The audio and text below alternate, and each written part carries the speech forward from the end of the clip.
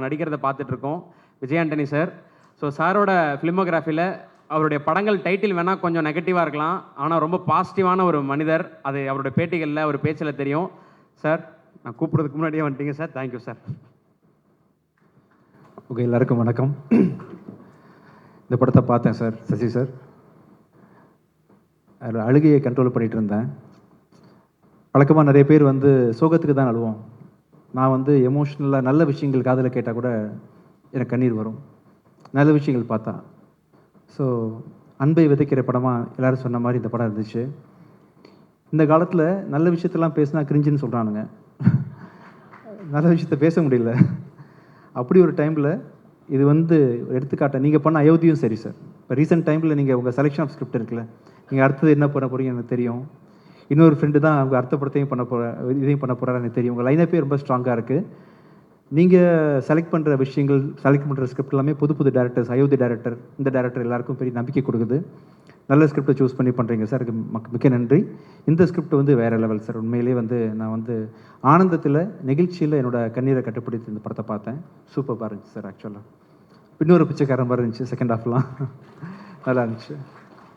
So இந்த படத்தை வந்து இந்த சின்ன வயசுலேயே இந்த நெகிழ்வான படத்தை பண்ணுறதுக்கு வந்து கொஞ்சம் வயசானதான் இந்த மாதிரி மூட்லாம் வரும்.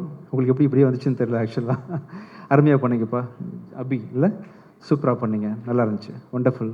ஃபஸ்ட் படம் மாதிரி தெரியல. அது மாதிரி ஷான் ரோல்டன், உங்கள் குரலுக்கு மிகப்பெரிய ஃபேன் ஷான் தான். ஆக்சுவலாக உங்கள் மியூசிக்கு, மெலடிக்கு நான் ராஜாசரோட தீவிர ஃபேன், எல்லா இன்டர்வியூலையும் சொல்லியிருக்கேன். ஆக்சுவலாக அது மாதிரி ரொம்ப காம்ப்ளிகேட்டட் மெலடிஸ் கம்போஸ் பண்ணுவார். நீங்கள் பண்ணுற ஃபஸ்ட்டு டைம் எனக்கு வாய்ப்பு கிடைக்கிது உங்களை ஒரே ஸ்டேஜில் பார்த்து விஷ் பண்ணுறதுக்கு. ரொம்ப அருமையான குரலுக்கு சொந்தக்காரர். ரொம்ப அருமையாக இருந்துச்சு உங்கள் கம்போசிஷன். அண்ட் இந்த ஸ்கிரிப்டுக்குள்ளே தனியாக தெரியாமல் அந்த ஸ்கிரிப்டுக்குள்ளேயே போய் ரீரெக்கார்டிங் மாதிரியே நீங்கள் கம்போஸ் பண்ண நிறைய விஷயங்கள் நான் கவனித்தேன். ரீரெக்கார்டிங் வந்து பெரிய சப்போர்ட் இந்த படத்துக்கு. நல்லா இருக்குது, சூப்பராக இருக்குது. சியான் ரோல்டன் அப்படின்னு சொல்லலாம் உங்களை, இன்னும் எளிய மக்கள் புரிஞ்சுப்பாங்க. ஸோ சியான் மாதிரி ரொம்ப நல்லா பண்ணுறீங்க, சூப்பராக இருந்துச்சு. பரத், நீங்கள் தானே எடிட்டர் இல்லையா? ரொம்ப 3 படம் தொடர்ந்து ஒரு கம்பெனிக்கு நீங்கள் பண்ணியிருக்கீங்கன்னா திருப்பி உங்களை செலக்ட் பண்ணுறாங்கன்னா ஈஸியான விஷயம் கிடையாது சார். டைம்லி டெலிவரி, நிறைய விஷயத்தை நீங்கள் இந்த கம்பெனியை சப்போர்ட் பண்ணதுனால தான் உங்களுக்கு அந்த விஷயம் நடந்திருக்கு. ரொம்ப நல்லா பண்ணியிருக்கீங்க. இந்த மாதிரி ஒரு காம்ப்ளிகேட்டட் ஸ்கிரிப்டை ரொம்ப எல்லாருக்கும் புரிகிற மாதிரி ஈஸியாக டெலிவரி பண்ணியிருக்கீங்க. ரொம்ப அருமையாக இருந்துச்சு. எல்லாரையும் வாழ்த்திட்டேன்னா ப்ரொடியூசர் ஐயா $1 மில்லியன். ஸோ சமீபத்தில் வந்து தொடர்ச்சியாக சினிமா வந்து பண்ணலாமா வேணாமான்னு யோசிச்சுட்டு இருக்க டைமில் ரீசெண்டாக ஹேட்ரிக் கொடுத்த director, producer Yuvraj and MRP. $1 மில்லியனுக்கு எவ்வளோன்னு நான் வந்து ChatGPTயில் போட்டு பார்த்தேன். 8.5 கோடியா? யுவராஜ் எங்கே இருக்கீங்க? 8.5 கோடி. கண்டிப்பாக வந்து இந்த படம் வந்து பெரிய ப்ராஃபிட் உங்களுக்கு பண்ணி கொடுக்கும். ரொம்ப நல்லா வந்திருக்கு. சம்மருக்கு ரிலீஸ் ஆகுது. குடும்பமாக எல்லோரும் சேர்ந்து பார்க்கக்கூடிய வண்ணம் இந்த படம் அமைஞ்சிருக்குன்றதுனால கண்டிப்பாக இந்த படம் உங்களுக்கு தேர்ட் மூவி தானே இந்த படம். ஆக்சுவலாக கண்டிப்பாக இந்த படம் உங்களுக்கு ஹேட்ரிக் அமையும். இந்த படத்தில் ஒர்க் பண்ண சின்ன பசங்க, மற்ற கேரக்டர்ஸு, அந்த பொண்ணு, லவர், அப்பா, அம்மா எல்லாருக்கும் என்னுடைய மனமார்ந்த வாழ்த்துக்கள் தெரிவிச்சுக்கிறேன். கண்டிப்பாக இந்த படத்தை எல்லோரும் தியேட்டரில் போய் பாருங்கள். தேங்க்யூ. Thank you sir. ஸோ அடுத்ததா ஒரு சிலரோட வெற்றி வந்து தன்னுடைய வெற்றியாக நம்ம கன்சிடர் பண்ணியிருப்போம். அண்ணா ஒரு நிமிஷம் பயந்துட்டேண்ணே, இல்லை அப்படி.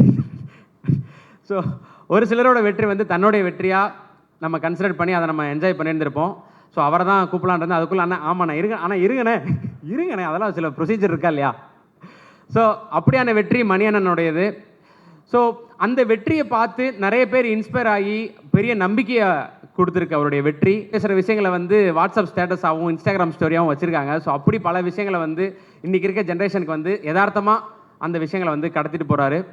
ஸோ இன்றைக்கி இவருடைய முகம் இருந்தது, இல்லை இவருடைய பெயர் இருந்தது அப்படின்னா கேரண்டியாக நம்ம படத்துக்கு போகலாம் அப்படின்ற நம்பிக்கையை விதைச்சிருக்காரு. இவரோட சக்ஸஸ் நான் ஏற்கனவே சொன்ன மாதிரி பல பேருக்கு இன்ஸ்பிரேஷன். இவரோட படங்கள் மட்டும் இல்லை, இவரோட இன்டர்வியூஸும் இவரோட மேடை பேச்சுமே வந்து பயங்கர ஹிட் ஆகும். பிரமாதமான ஆக்டர் தமிழ் சினிமாவுக்கு கிடைச்சிருக்காருன்றது அவரை பற்றி எல்லாருமே சொல்லிட்டு இருக்காங்க. நடிகர், விரைவில் இயக்குனர் மணிகண்டன் அவர்களை அன்போடு பேச அழைக்கிறேன்.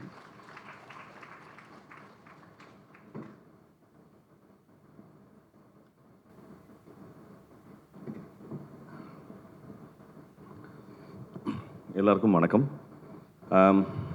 முக்கியமாக இந்த படம் வந்து இந்த படத்தை பற்றி எல்லாருமே நிறைய நல்ல விஷயம் பேசுகிறாங்க. அதில் எனக்கு பெரிய சர்ப்ரைஸ் இல்லை. ஏன்னா எல்லாரும் லாஸ்ட் 2 வீக்ஸாக இந்த படம் ரெடியாகி எல்லாரும் பார்த்துருப்பாங்க. நான் சொன்னால் அது மிகையாக இருக்கும். ஆனால் அபியை தெரிஞ்சவங்களுக்கு அது மிகையாக இருக்காது. ஏன்னா நான் கிட்டத்தட்ட 1.5 வருஷத்துக்கு முன்னாடி இந்த படம் பார்த்துட்டேன். அபியோட நரேஷன் வந்து எவ்வளோ பவர்ஃபுல்னால் நீங்கள் கிட்டத்தட்ட கேட்டிங்கன்னா படம் பார்த்த மாதிரியே இருக்கும். ஸோ அந்த நரேஷனை கேட்ட போதே இந்த படத்துக்குள்ள ஆர்கானிக்காக ஒரு சோல் பிளெண்டாக இருக்கிறத வந்து பார்க்க முடிஞ்சுச்சு. அண்ட் அந்த சமயத்திலே தெரிஞ்சிருச்சு இந்த படம் வந்து கண்டிப்பாக இது ஒரு பெரிய சக்ஸஸ்ஃபுல் ஃபிலிம் தான். Successful film easy.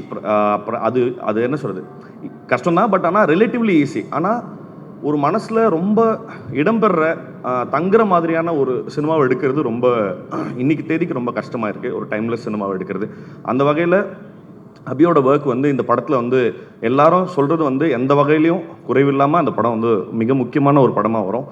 அண்டு இந்த படத்துக்கு சசி சார் ஒர்க் பண்ணது வந்து ரொம்ப பெரிய ஆப்டான சாய்ஸ். ஏன்னா ஆஸ் அ பர்சனாகவே அவர் பற்றின நம்ம கேள்விப்படுற விஷயங்களோ இல்லை அவர் சம்மந்தப்பட்ட நிறைய பேர் எனக்கு தெரியும். அவங்க சொல்கிற சசி சார் பற்றி சொல்கிற விஷயங்களோ அது வந்து பயங்கர ரொம்ப இன்ஸ்பைரிங்காக இருக்கும். இப்போ இந்த படத்துக்கான ஒரு நல்ல சோல் இருக்கிற ஒருத்தர் இந்த படத்தை வந்து பண்ணணும் அப்படின்னாக்கா கண்டிப்பாக சசி சார் வந்து ரொம்ப எனக்கு தெரிஞ்சு இன்னொருத்தரை யோசிச்சு கூட பார்க்க முடியல.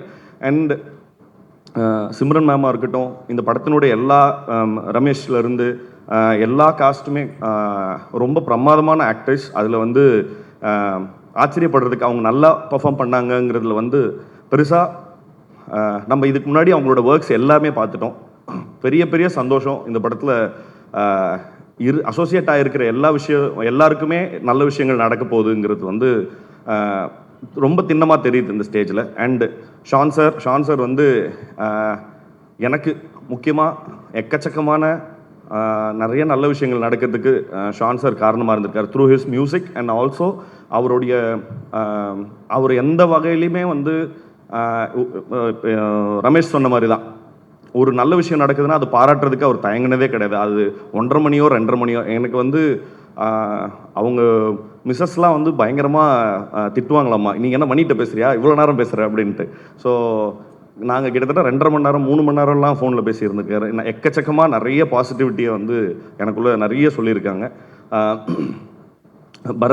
பரத் வந்து விஜய் சார் சொன்ன மாதிரி தான், தொடர்ந்து ஒரு கம்பெனியும் ஒரு டெக்னீஷியனை ட்ரஸ்ட் பண்ணுறாங்கன்னா it is only because of அவர் எவ்வளோ இன்வெஸ்ட் பண்ணுறாரு அந்த ஸ்கிரிப்டில். அண்ட் ஆல்சோ எவ்வளோ நீங்கள் சொல்கிற மாதிரி டெலிவரி எவ்வளோ டைமில் பண்ணுறாரு. அண்ட் ஆல்சோ பரத்கிட்ட இன்னொரு முக்கியமான விஷயம் என்னென்னா எந்த இடத்துலையும் வந்து வேலை செய்கிறதுக்கு சளைக்கவே மாட்டார். கண்டினியூஸாக வந்து ஒர்க் பண்ணிகிட்டே இருப்பாங்க. ஸோ அந்த குவாலிட்டி அவரை கண்டினியூஸாக ஒரு கம்பெனியை வந்து சூஸ் பண்ண வச்சுட்டே இருக்குது. வாழ்த்துக்கள். அப்புறம் நவா இருக்காங்க. நவாவும் கிட்டத்தட்ட அப்படி தான். அவங்க வந்து என்ன சொல்கிறது, ஒரு ஸ்கிரிப்டுக்கு உண்டான ஒரு கேரக்டர் ஒரு பர்சனாலிட்டியை வந்து ஒரு க்ளோத் மூலமாக ஐடென்டிஃபை பண்ணிக்க முடியும்னா அது ரொம்ப கேஷுவலாகவே வருது அவங்களுக்கு. எனக்கு வந்து லவ்வரில் நிறைய நல்ல அவுட்ஃபிட்ஸ் எல்லாமே கொடுத்து கிட்டத்தட்ட கேரக்டரை பாதி என்னால் வந்து நான் சும்மா உட்காந்துருக்கும் போதே இவன் இப்படி தான் பார்த்து புரிஞ்சிக்கிறதுக்கான ஒர்க்காக இருந்தது. அண்டு வேறு யார், உதய் சார் இருக்காங்க. உதய் சாரும் அப்படி தான் இந்த கம்பெனிக்கு வந்து கண்டினியூஸாக, அவருக்கும் இது 3rd ஃபிலிம். சார் வாழ்த்துக்கள் சார். உங்களை பற்றி நீங்கள் பெரியவங்க, சொல்கிறதுக்கு இதுவாக இல்லை. அண்ட் இந்த படத்தில் அசோசியேட் ஆகியிருக்க மற்ற எல்லா டெக்னீஷியன்ஸ்க்கும் என்னோட மனமார்ந்த வாழ்த்துக்கள். அப்புறம் இந்த படத்தினுடைய ப்ரொடியூசர்ஸ், அவங்க வந்து இப்படி கான்டென்ட்டை வந்து எடுத்து ப்ரொடியூஸ் பண்ணுறது மட்டும் இல்லாமல் அதை என்னென்ன நல்ல விதங்களில் மக்கள்கிட்ட கொண்டு போய் சேர்க்கறதுங்கிற உத்திகள் தெரிஞ்ச இன்னைக்கு ரொம்ப தேவையான படங்களை எடுக்கிறது மட்டும் இல்லாமல் மக்கள்கிட்ட கொண்டு போய் சேர்க்கிற அந்த கலையும் கை வந்ததுனால அவங்களோட ஹிஸ்ட்ரி கண்டிப்பாக தொடருங்கிறதுல எனக்கு எந்த வகையான மாற்று கருத்தும் கிடையாது. ஸோ யுவராஜ் அவர்களுக்கும் மகேஷ் ராஜ் அவர்களுக்கும் என்னுடைய மனமார்ந்த வாழ்த்துக்கள். அபி, என்னோட மனமார்ந்த வாழ்த்துக்கள். தேங்க்யூ.